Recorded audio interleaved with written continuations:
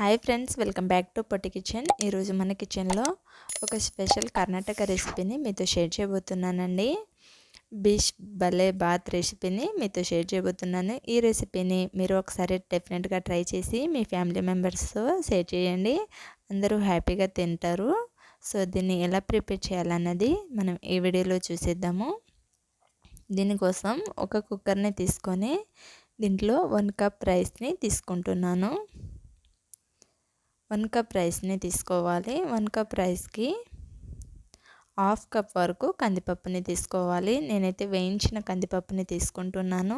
మీ దగ్గర కొన్న కందిపప్పు ఉన్నా పర్లేదండి. వేయించిన కందిపప్పు అయితే ఈ రెసిపీకి చాలా బాగుంటుంది. దీన్ని ఇలా 2-3 టైమ్స్ ఫ్రెష్గా కడిగి తీసుకోవాలి.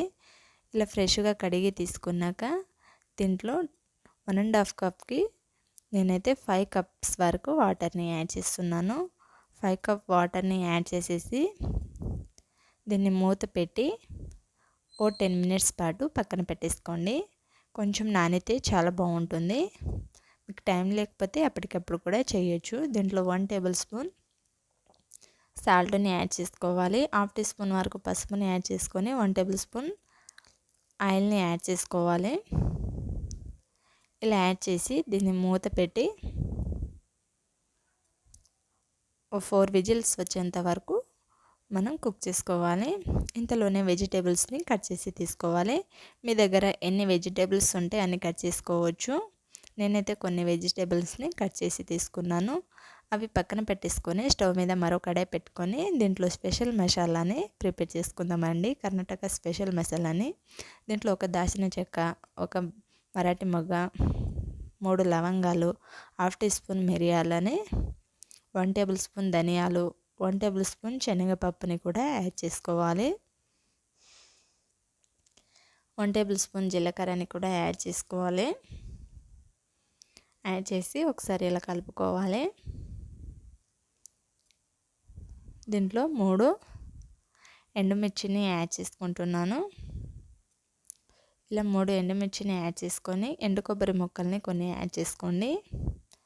ఎండు కొబ్బరి ముక్కలు లేకపోతే ఎండు కొబ్బరి పౌడర్ని కూడా వాడొచ్చండి.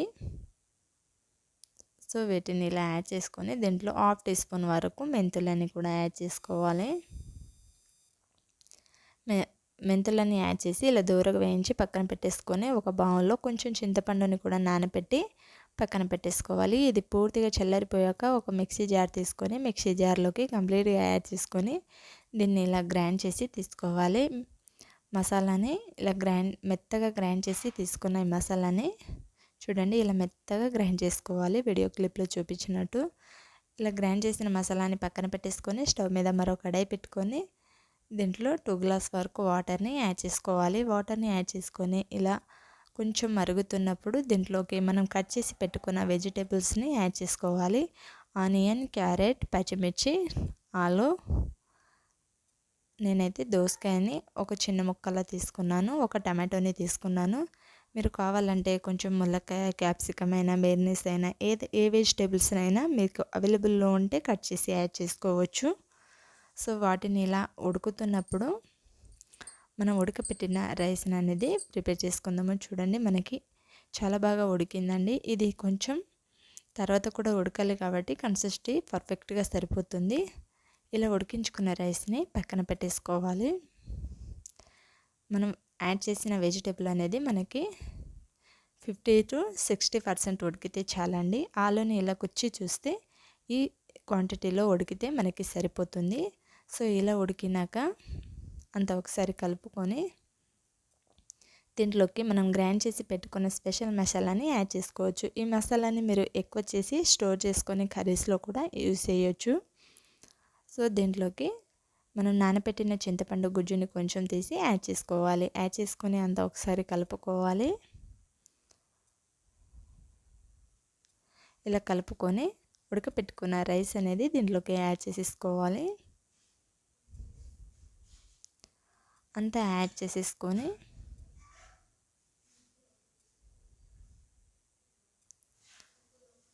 ఇలా కంప్లీట్గా యాడ్ చేసేసి అంతా ఒకసారి కలుపుకొని తీసుకోవాలి.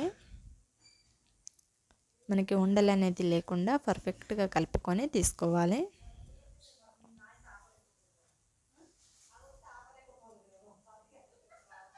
ఇలా కంప్లీట్గా పర్ఫెక్ట్గా కలిపేసుకున్నాక మనకి లూజ్గానే ఉండాలండి ఇది. మరీ టైట్గా కాకుండా కొంచెం వాటర్ని గ్రేవీలా చేసుకొని తీసుకోవాలి. దీంట్లో కొంచెం కరివేపాకుని కూడా యాడ్ చేసుకోవాలి. 1 టేబుల్ స్పూన్ ఇంగువని కూడా యాడ్ చేస్తున్నాను.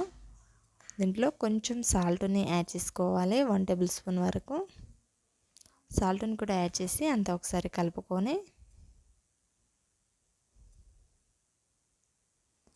ఇలా కంప్లీట్గా కలుపుకొని తీసుకోవాలి. దీనికి మూత పెట్టి 5 మినిట్స్ పాటు మీడియం ఫ్లేమ్లో కుక్ చేసుకోవాలి. చూడండి మనకి కొంచెం దగ్గర పడిపోతుంది మూత తీసి చూస్తే.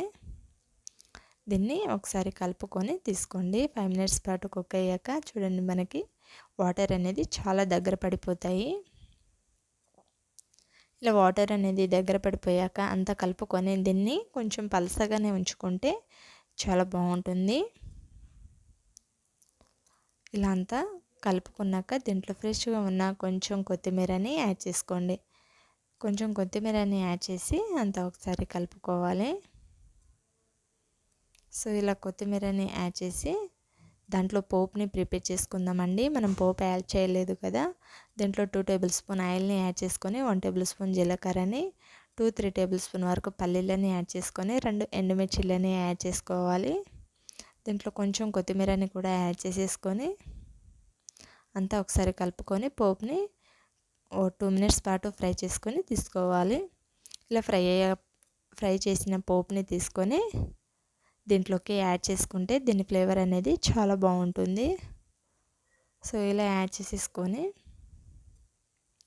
అంతా ఒకసారి పోపు అనేది దీనికి పట్టేటట్టుగా కలుపుకొని తీసుకుంటే మనం వేడివేడిగా దీన్ని సర్వ్ చేసుకొని తింటే చాలా చాలా బాగుంటుంది. ఇది ఒకసారి మీరు డెఫినెట్గా ట్రై చేయండి. మీ ఫ్యామిలీ మెంబర్స్ అందరికీ చాలా బాగా నచ్చుతుందండి. ఇలా అంతా ఒకసారి కలిపేసుకొని తీసుకోవాలి. సో ఇలా కలిపినాక ఒక సర్వింగ్ బౌల్ తీసుకొని సర్వ్ అవుట్ చేసుకొని వేడివేడిగా తినండి. చాలా బాగుంటుంది.